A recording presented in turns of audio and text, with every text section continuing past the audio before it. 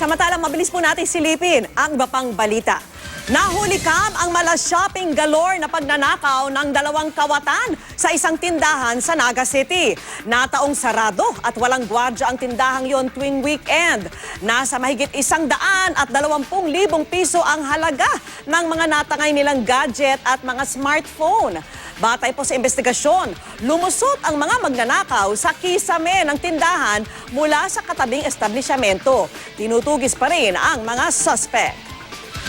Sa Pagadian City, nagulungan ng SUV ang isang lalaking lasing at nakaupo sa gilid ng kalsada.